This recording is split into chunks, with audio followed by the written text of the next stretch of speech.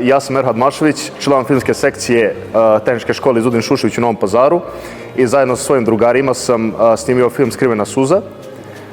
Film Skrivena suza govori o depresiji kod mladih i ima za cilj da starijima obrazloži na koji način se ta depresija pojavljuje kod nas.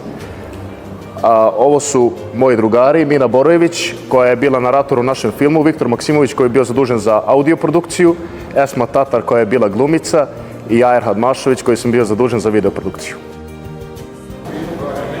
S obzirom da je tema našeg filma depresija, morate da znate da niste sami i da uvek postoji način da se je reši. Ako imate neke snove, nikad ne treba samo da ih sanjate, nego da ih živite. Depresija je normalno stanje, ne trebate da se plašite. Uvek potražite pomoć i nemojte da trpate sve u sebe. Budite jaki, život je borba.